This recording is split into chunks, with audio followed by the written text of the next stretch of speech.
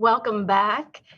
We are about to embark on our presentation, which is the keynote address by Dr. Laurence Steinberg. Dr. Steinberg is the Distinguished University Professor and Laura H. Carnell Professor of Psychology at Temple University.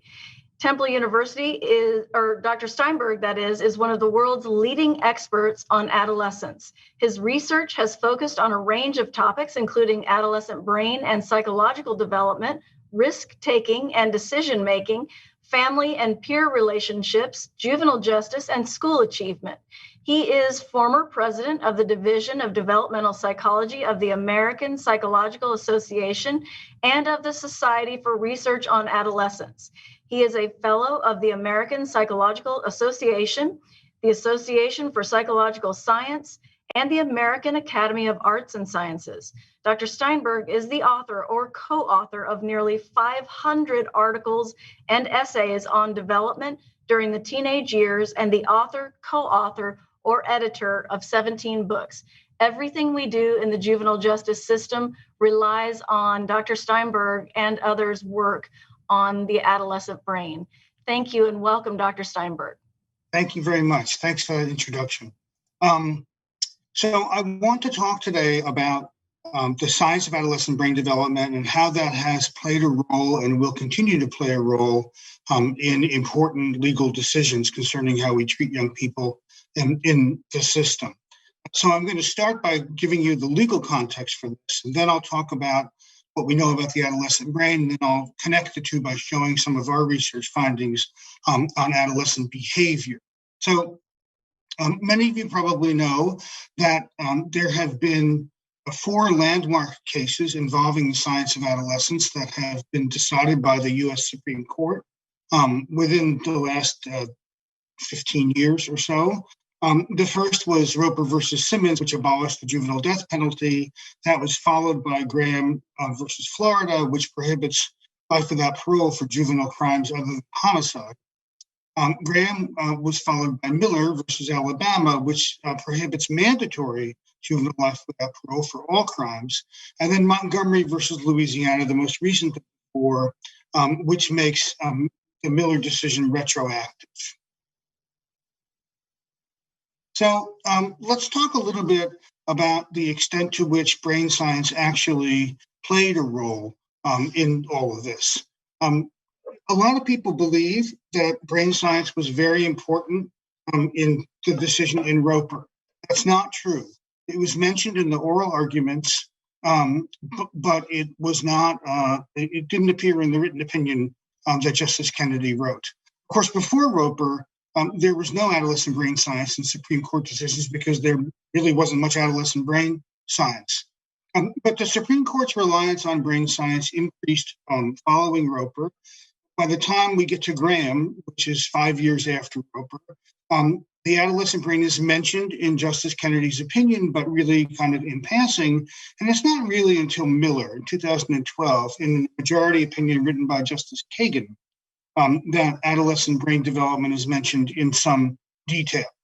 So let's talk about this in the legal context. In order to determine whether somebody is fully responsible for a crime, we need to look at what's called a proportionality analysis. This is a basic principle in American criminal law that says that the degree of punishment that somebody receives should be in proportion to the nature and circumstances of the crime. And the nature and circumstances of the crime refer to 2 different things. One is the amount of harm caused by the crime, and the other, which is our concern in this presentation, is the blameworthiness of the perpetrator. When I teach this to my students, I ask them to imagine a situation in which somebody throws a rock off of an overpass and it hits a car's windshield, causing the driver to swerve and die.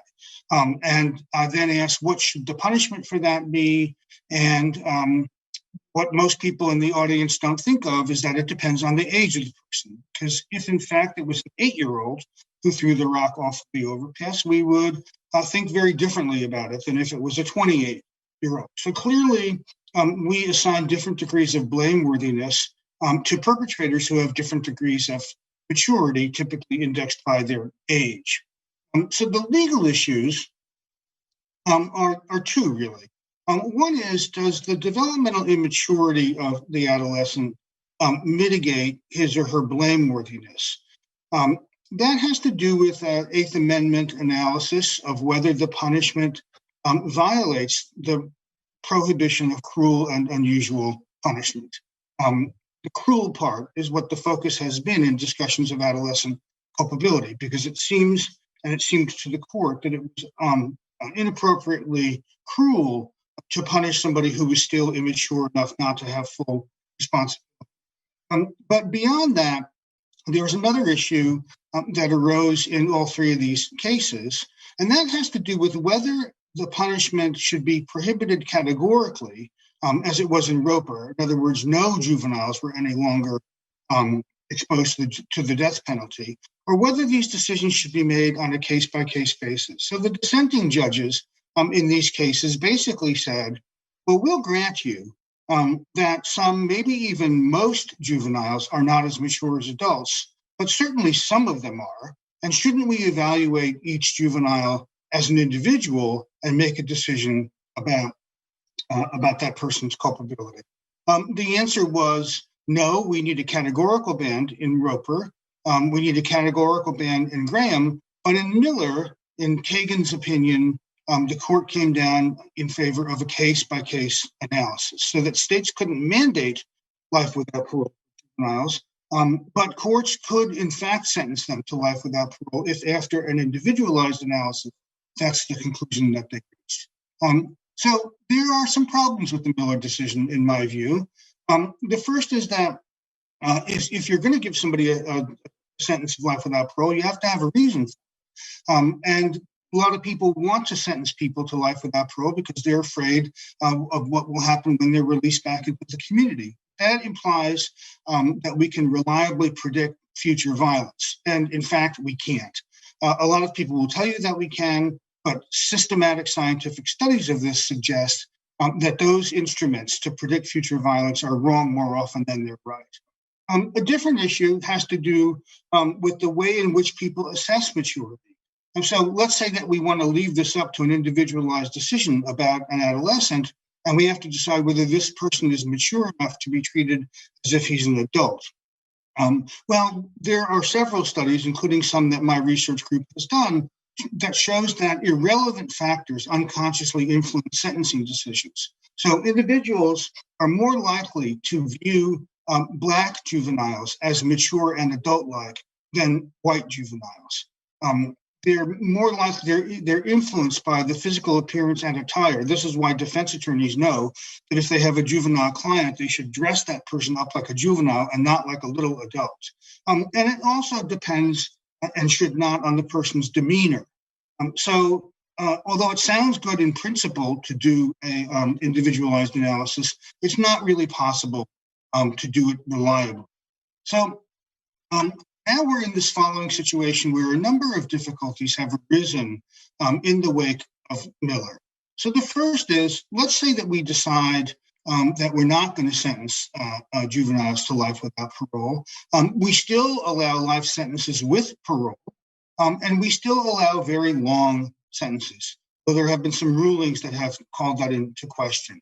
The second problem with Miller is that although Montgomery says that Miller should apply retroactively, it's not clear how we do that. So our individuals who are currently serving life without parole for crimes that committed as juveniles, there are about 2,500 of them in the United States. Should they be entitled to resentencing? And if so, what criteria should we use in resentencing?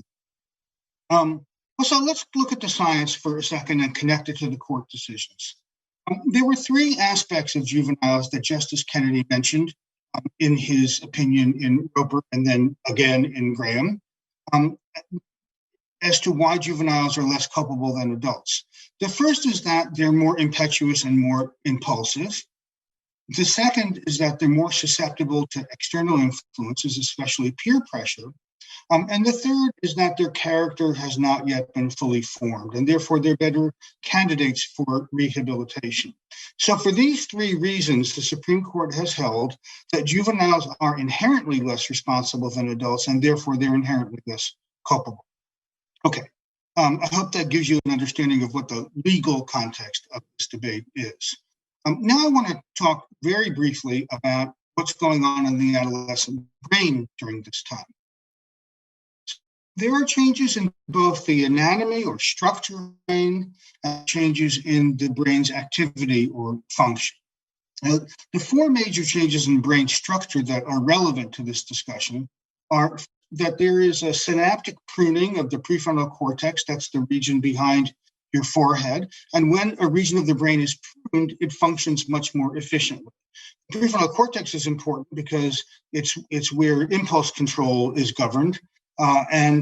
Because the prefrontal cortex is pruned during the course of adolescence, people become better at controlling their impulses. There also are changes in the density and distribution of receptors for the neurotransmitter dopamine. Dopamine plays a number of roles in the brain, but one of the most important is that it's the neurotransmitter responsible for our experience of pleasure. And during the early part of adolescence, because of puberty, there is a huge increase in dopamine activity in the brain's reward centers. And this makes young people much more sensitive to reward, which then may influence their willingness to take risks and commit crimes.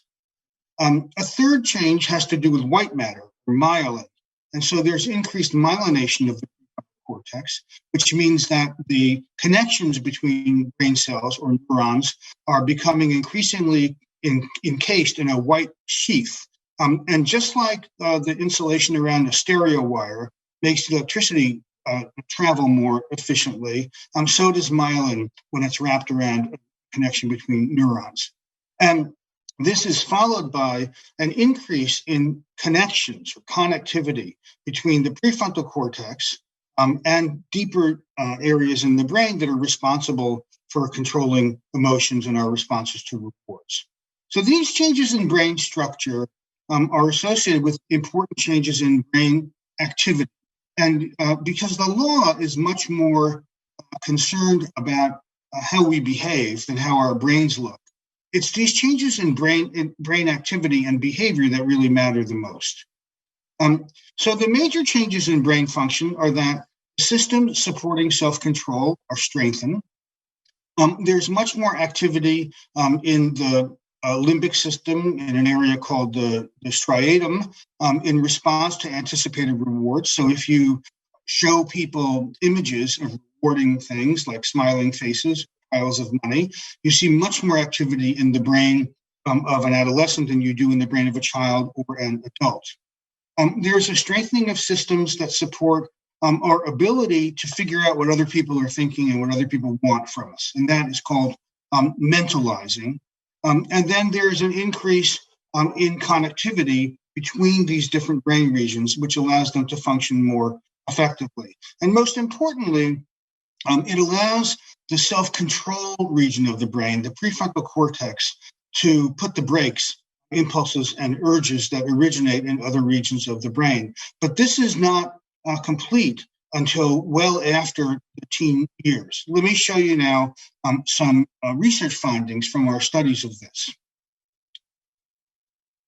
One thing that we found is that if you look at the developmental trajectories of our thinking abilities or intellectual maturity and our social and emotional maturity, things like impulse control and resisting peer pressure, what you see here on the slide are two very different patterns. And what we see is that intellectual maturity increases and then kind of plateaus. And it is the case that once we're 16 or 17 years old, we think as well as adults do. There are no significant differences in our ability to reason logically, for example. But now look at the dotted line that shows the developmental course of psychosocial maturity, things like impulse control and resisting peer pressure. And seeing the costs as well as the benefits of risk.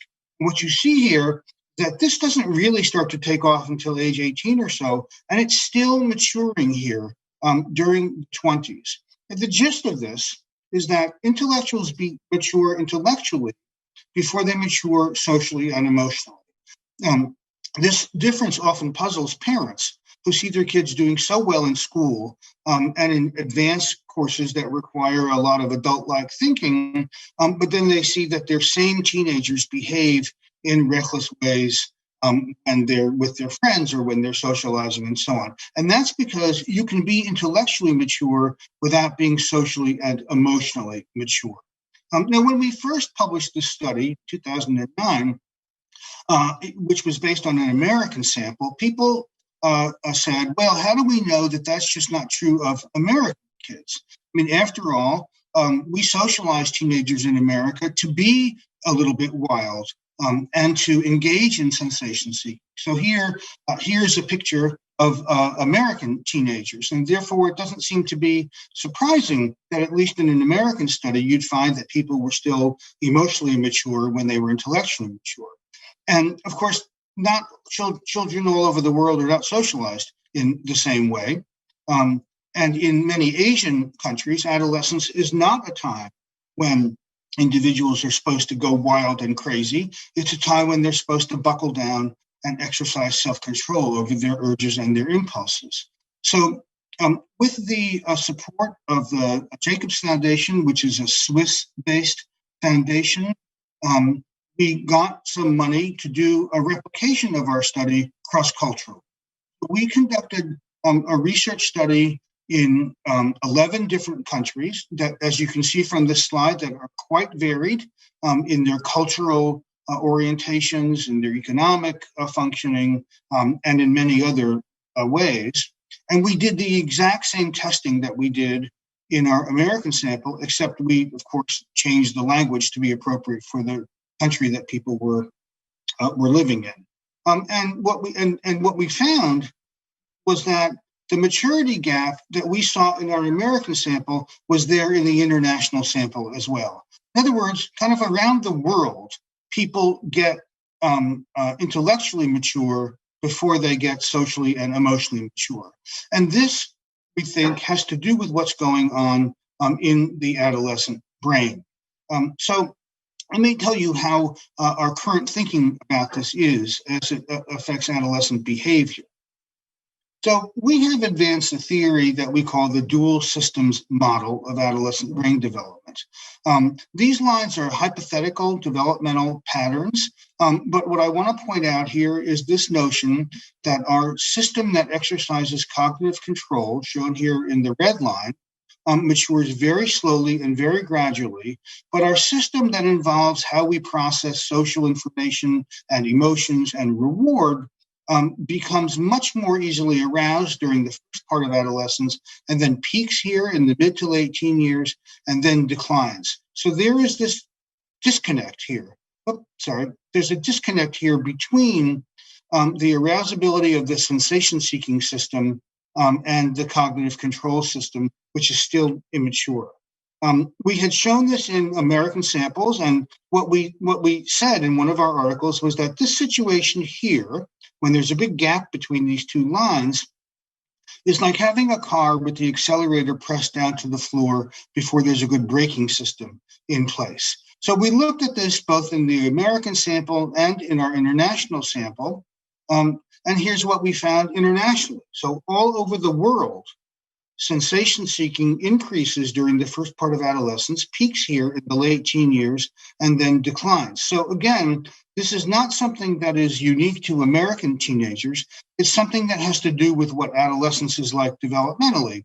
And it has to do with this disconnect between sensation seeking and self-regulation. Because if we look at self-regulation in our worldwide sample, what we see here is that people get better and better at controlling their impulses, at regulating themselves until their early 20s, and then it kind of plateaus. But what I want to point out here is that this age range from 18 to 21 is a time when people are still developing better self-control.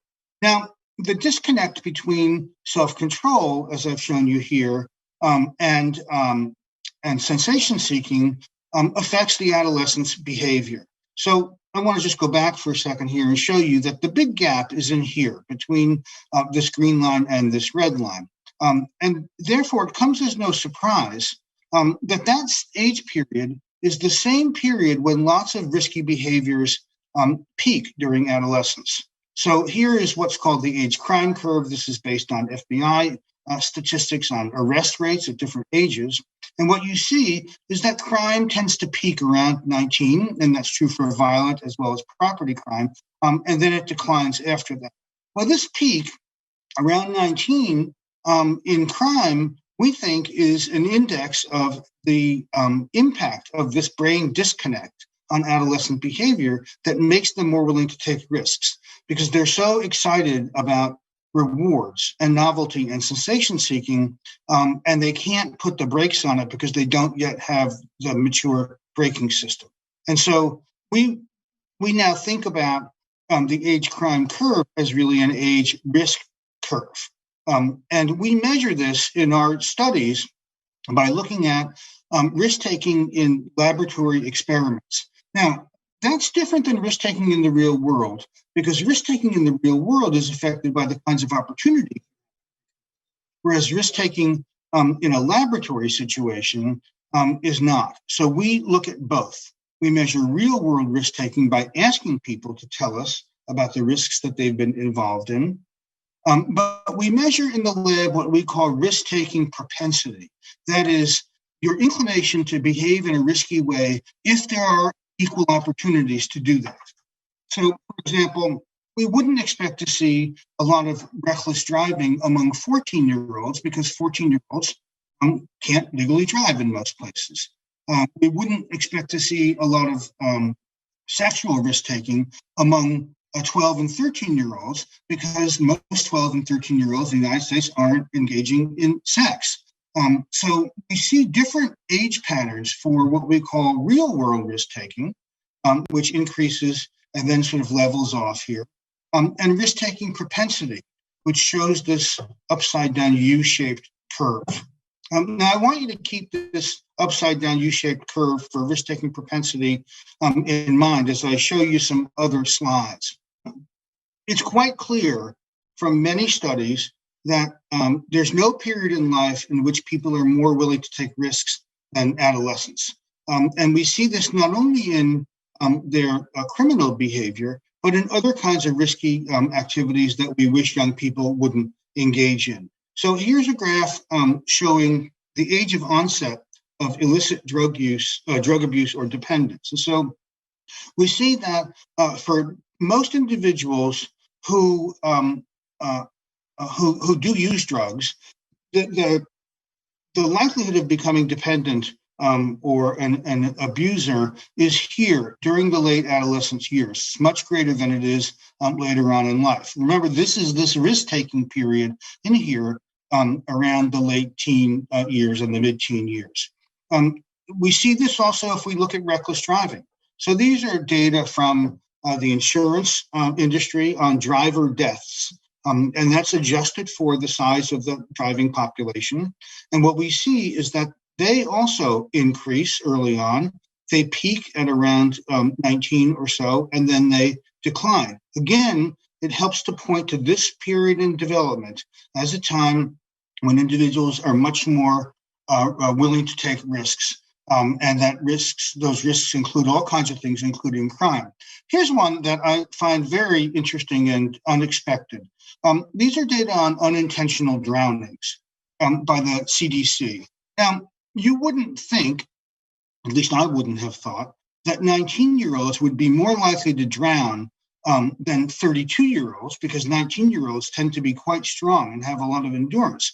But yet the peak in unintentional drownings is at the same point in age as the peak in crime, as the peak in reckless driving, as the peak in developing drug dependence. It's all right here in the late teen years. And we assume that the reason that more people that age drown than people who are clearly more open to becoming fatigued is that 19-year-olds probably choose to swim in places that are dangerous or unsafe, or where the danger is unknown. And that's why they drown more often than people of other ages. Here's another. This is, again, kind of an upside-down, inverted U-shaped curve on 9 fatal self-inflicted injuries, things like cutting. And you see this peak in non-fatal self-inflicted injuries right here around in the mid-teen and late-teen years. So I think it's quite clear that there's something different about adolescents that makes them more likely to take risks and that makes them less able to control their impulses to do that. And that, we believe, has to do with the way the adolescent brain develops. And this metaphor of a car with the accelerator on the floor before there's a good braking system in place. So now I want to remind you of what the Supreme Court said when they described adolescence in Roper, Graham, and Miller. And remember, there are these 3 characteristics of adolescence that were emphasized by Justice Kennedy and the other members of the court.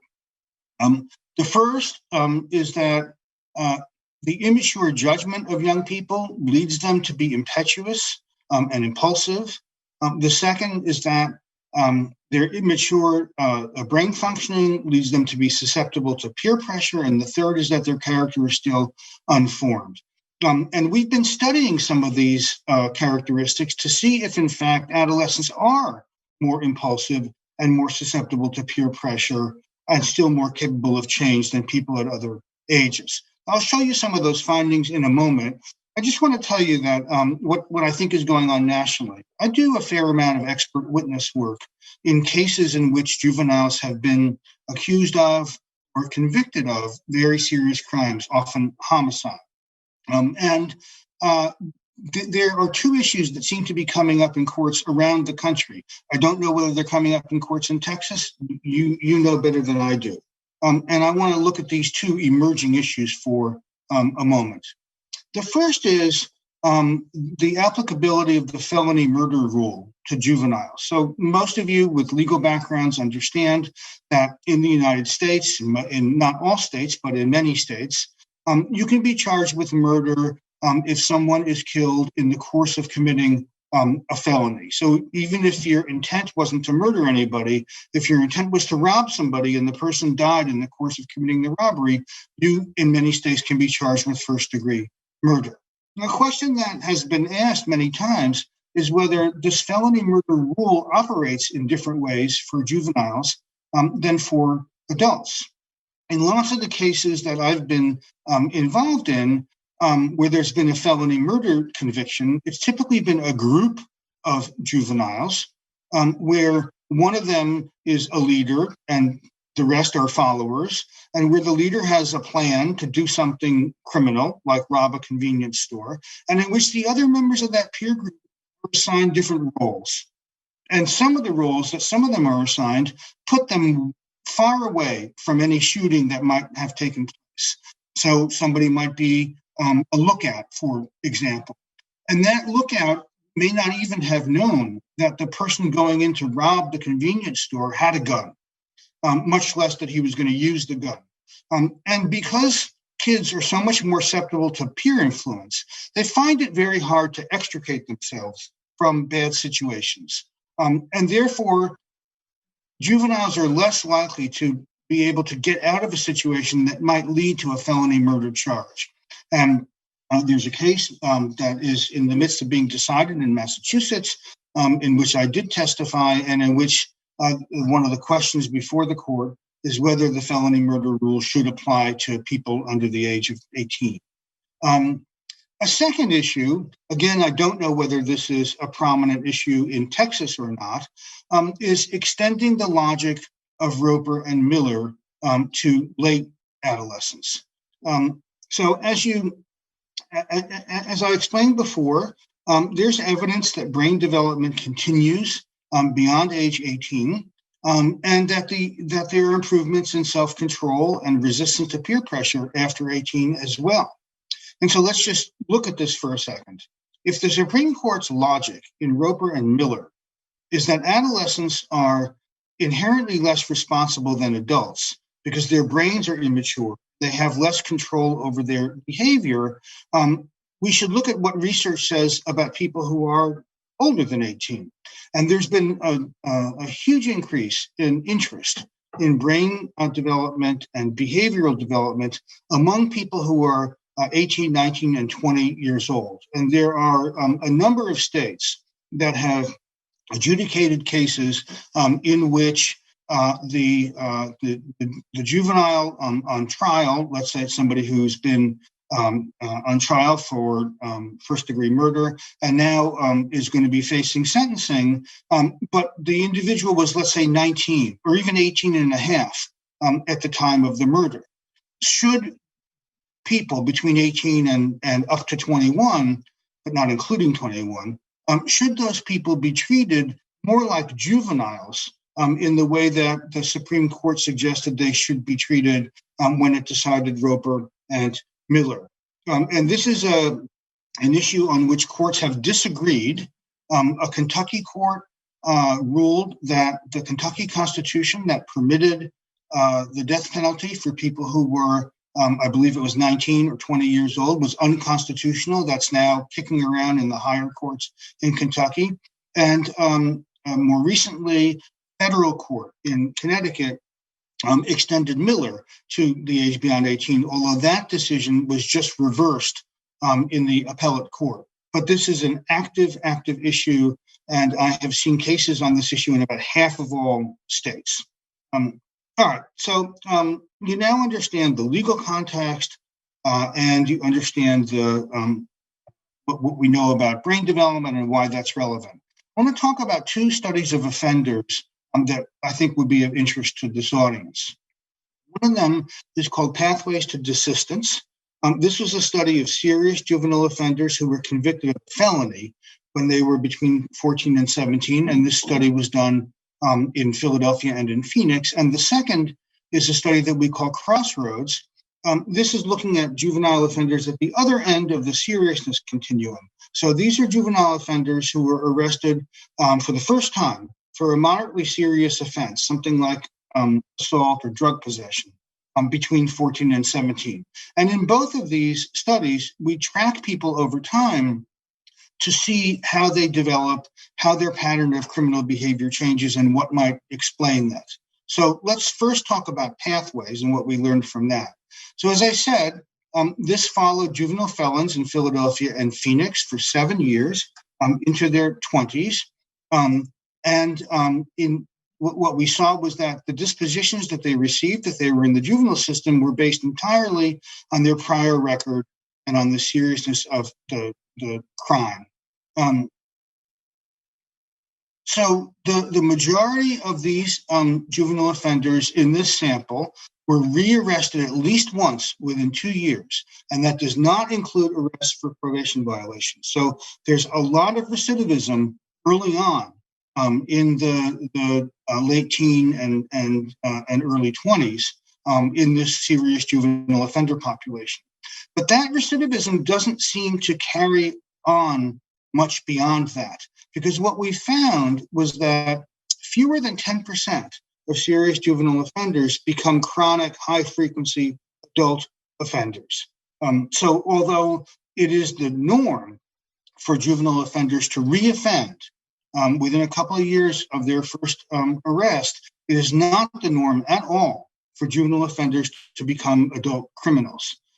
Unfortunately, and this is the disappointing finding from this study, we can't predict which group will be in the 90%, that is the juveniles who stop committing crimes, and which ones will be in the 10%, the ones that are chronic high-frequency offenders.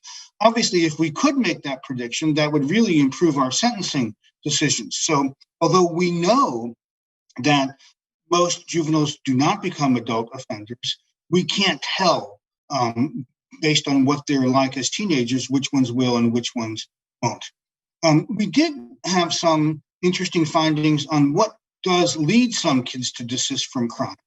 And so let's talk about the factors that affect desistance. The first is an important one, is that most juveniles stop offending as a result of normal psychological development. That is, although 90% of the juvenile offenders in this sample didn't become adult criminals, whether they did or not didn't have anything to do with how they were treated by the system. Most kids just mature out of crime. So as that brain develops and they become more capable of self-control and less likely to go after rewards and exciting experiences, they stop committing crimes. And what that means is that locking somebody up as a punishment has no impact beyond incapacitation. In other words, when somebody is incarcerated, it obviously affects his ability to commit crime. But what we found in this study was that the juvenile offenders who were incarcerated and then released at some point later were no more or less likely to commit crimes than the juveniles who had been sentenced to community service or given initial probation. In other words, it doesn't seem to make a difference to incarcerate somebody beyond the time that they're incapacitated. And of course, as you know, it is much, much more expensive to do that than to treat somebody in the community. We also found that a little goes a long way. And so locking somebody up for a long time, beyond the incapacitation effect, locking somebody up from a long time doesn't deter them from future crime once they're released any more than locking them up for a short time. Again, we could save a lot of money by incarcerating fewer individuals and having their sentences be shorter. We also find that punitive sanctions increase recidivism. So adolescents who experience their time in the system as punishing and harsh are more likely to reoffend than those who believe that they were treated fairly. Finally, we know that substance abuse treatment reduces reoffending in the short term, but the substance abuse treatment needs to be continued in the long term in order to see that desistance effect. Effective parenting seems to be an important component of any response to juvenile offending. So programs that work with parents to make them better at monitoring their kids, to make them less punitive and less harsh and less likely to use physical punishment, to make them more involved in their kids' lives, that these programs seem to have a deterrent impact on reoffending. And one of the ways in which they do is that they diminish contact between the juvenile offender, now released, and antisocial peers. And it's when kids get released and they return to the peer group that they were in before they got arrested that they are likely to recidivate. So the most cost-effective programs, according to our analyses and other ones as well, are community-based programs involving the family. These give you the best results for the amount of money you're paying per case. It also is the case that long and intensive probation supervision increase engagement in school or work, and both of those will deter offending. So it is important. So while it doesn't seem to make much of a difference to incarcerate people, it does seem to make much of a difference to put them under long and intensive probation supervision.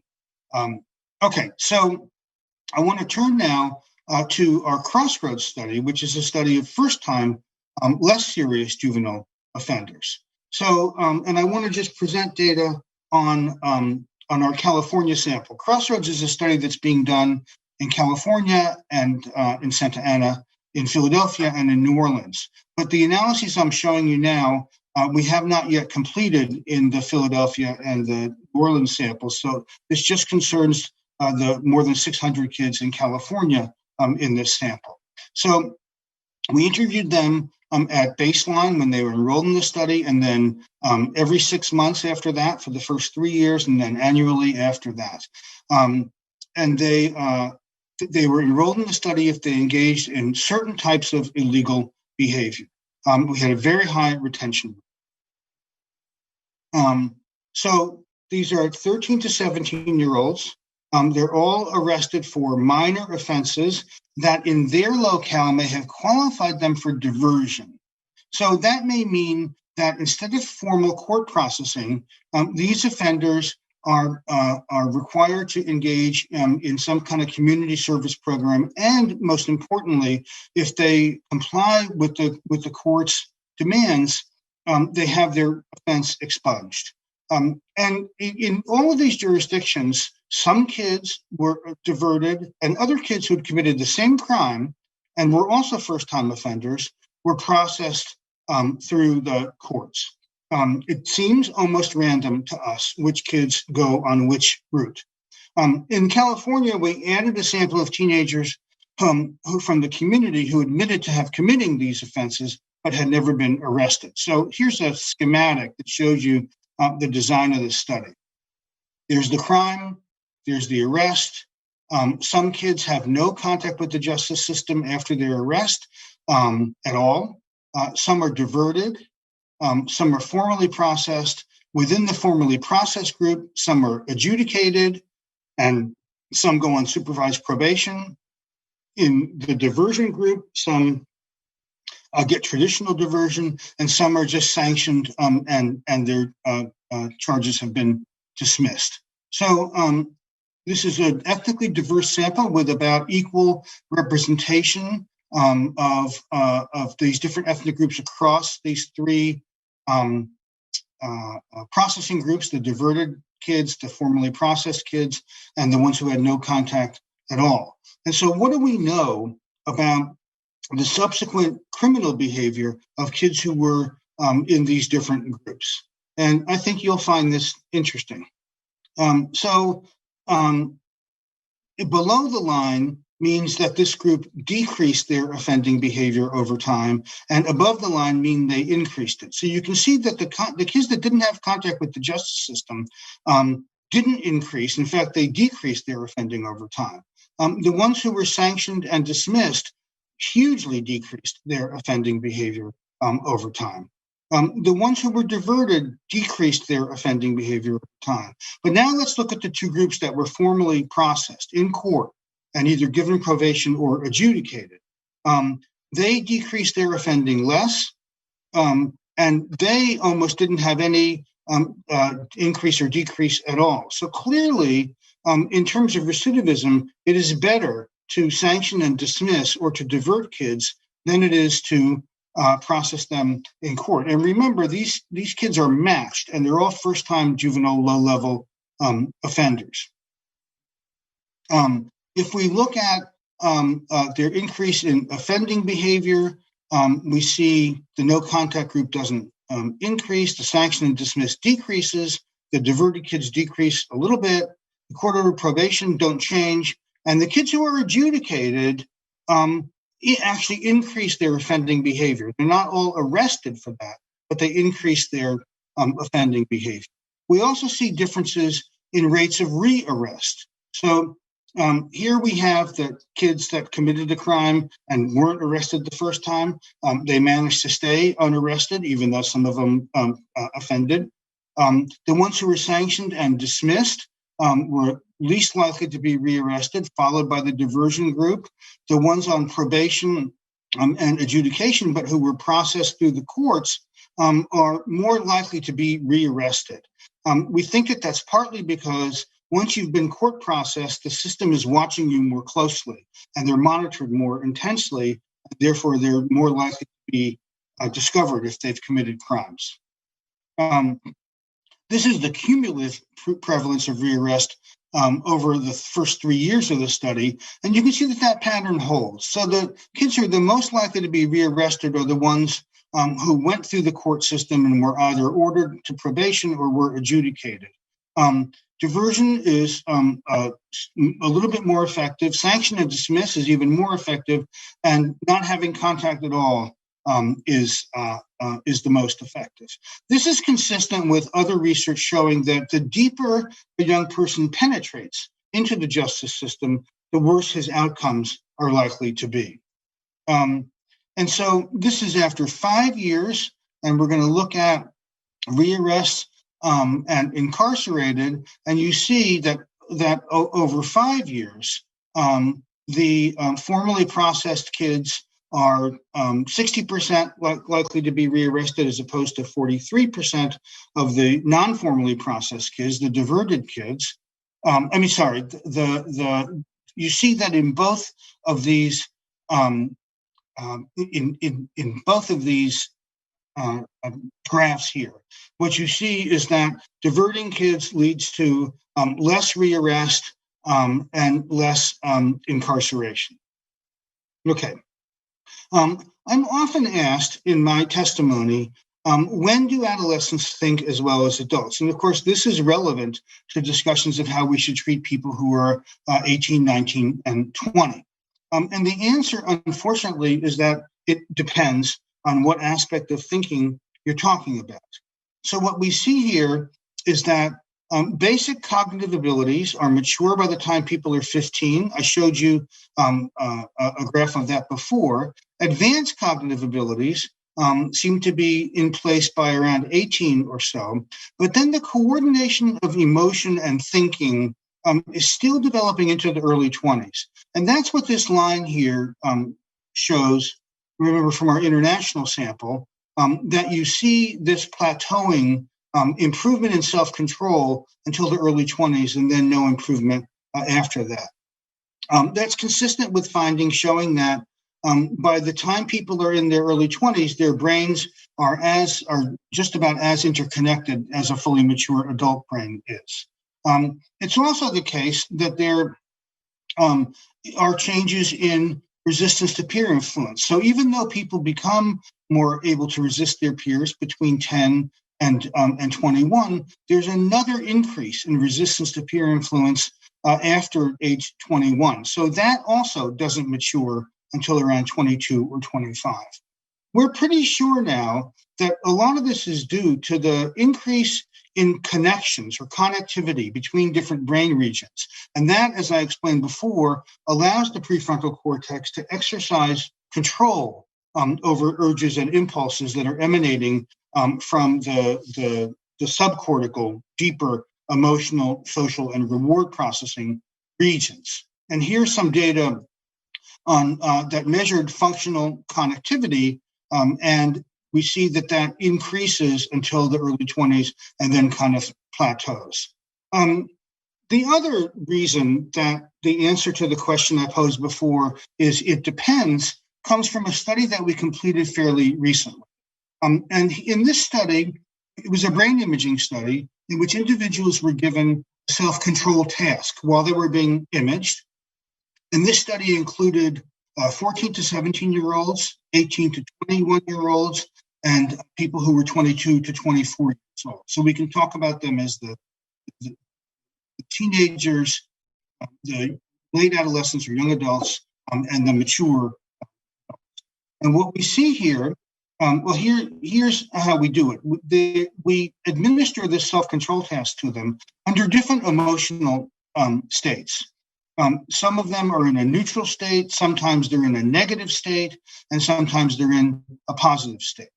And what we found was that the emotional state that somebody is in affects the extent to which his behavior is more like a teenager or more like a mature adult.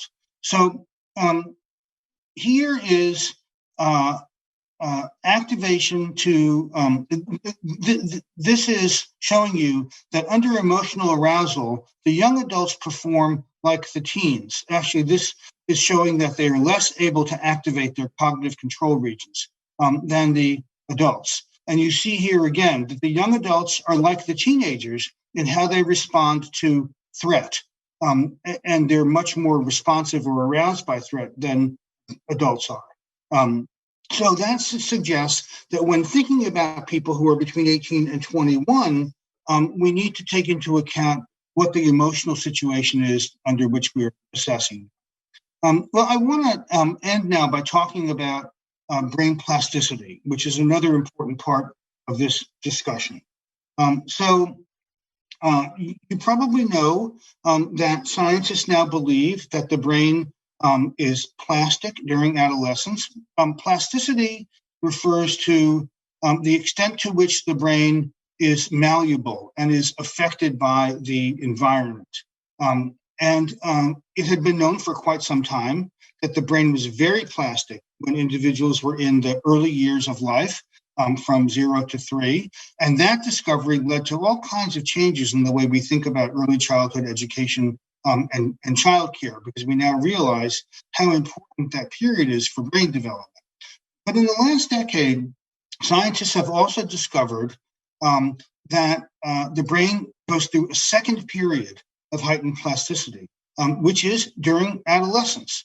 And so there is what we call developmental plasticity, meaning large-scale changes in the structure of brain circuits. The continued synaptic pruning that I talked about before, and this is ongoing during the late teen years.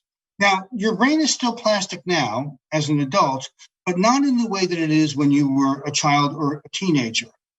There's a thing that we call adult plasticity, which refers to changes in the brain, but they're small-scale modifications of existing synapses. There's no rewiring going on in the brain once you're past your early 20s. There's just minor tweaking going on.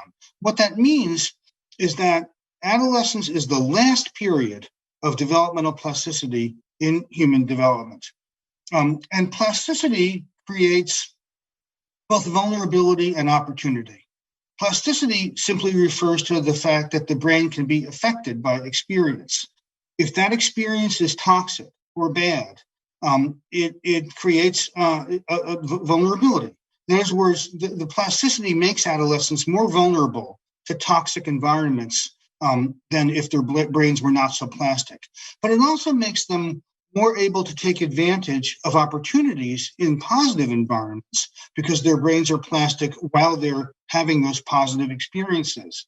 And I think that this understanding of brain plasticity has really important implications for research for research and for the way we treat kids in the justice system. And I want to wrap up by talking about these points.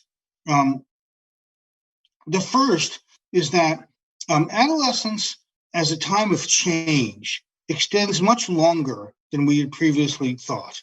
And that's because brain maturation takes much longer than we previously thought. So the brain is still going through important maturational changes after age 18, at least until age 22, perhaps even beyond that. There's some disagreement among scientists about how long this period of change extends until, but there is no disagreement, as far as I know, among scientists about whether the brain is still maturing when people are 18, 19, or 20. And any credible neuroscientist will say absolutely yes. What this also means is that individuals are still capable of change and maturation during their early 20s, which is why I think that life without the possibility of parole is a bad idea for somebody who was very young when he was being convicted, because that person still might change a lot during the late teens and early 20s. And our recommendation is that all people who are convicted as adolescents, even if they're serving long sentences, be granted probation hearings on a regular basis, particularly during this time period when development is so likely to take place and so dramatic. The third point here is that conditions of confinement and post-confinement context matter. So that when we are incarcerating juveniles in dangerous and stressful environments, we are putting them in those environments at an exact time when their brains are very likely to be affected by those experiences. And this is why we worry a lot about harsh conditions in some facilities, and why we worry about sentencing adolescents to solitary confinement at a time when their brains are still developing and being affected by experience and in need of appropriate stimulation. So I think that our understanding of brain plasticity makes the need for rehabilitative intervention even more important. That is, there's a longstanding tradition in the United States of trying to rehabilitate rather than punish juvenile offenders. Now I think we have some very strong scientific evidence for why we should do that. Because at this age, offenders are going to be more able to profit from rehabilitation because they're more capable of change, and because at this time, juvenile offenders are more susceptible to the toxic influences of a harsh and hazardous and dangerous environment. So I hope this has helped you understand what we know from the science of adolescence about brain development and how that might affect how we treat young people that come into our courts and our correctional system and our probation system. And I think there are implications for mental health and public health as well. So I will pause there and just tell you a brief advertisement that a lot of this work is described in my book, Age of Opportunity, which is not just about the justice system, but which does contain a whole chapter on how courts ought to take into account what we know about adolescent brain development. So I will turn it back to our hosts, and thank you for your attention, and enjoy. I hope you enjoy the rest of your conference. Thank you, Dr. Steinberg. One of the questions that arose in the chat that I too would love if you had a couple of extra minutes. Sure. What is your opinion about changing the justice system to reflect the adolescent brain development and the early development of mental illness coalescing, and basing that on the 17 through 25 age framework that you put up on in your book? Well, I think that we ought to treat people who are still going through maturation and still developing differently than we treat people who we think are fully mature adults, for all the reasons that I said here. I think that there are different ways, Your Honor, to do this. I think there isn't one perfect way and not one way that will fit everywhere. So in some jurisdictions, like in California, they are expanding what they call youth courts, which are courts that are designated for people in the age range that you just talked about, at 18 to 24 or 25-year-olds. In other jurisdictions, they may still be adjudicating the cases of older juvenile offenders in criminal court, but their sentencing schemes take into account the maturation of the individual.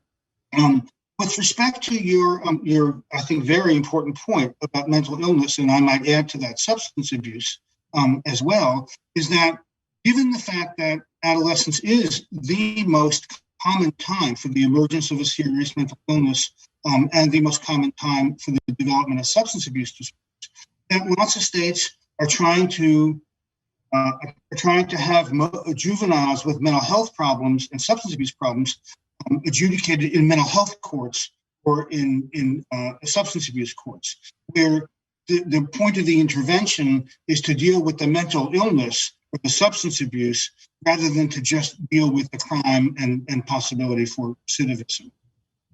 I know we only have a couple minutes left, but I saw in the chat a really important question. I'm sure it was from a fellow judge.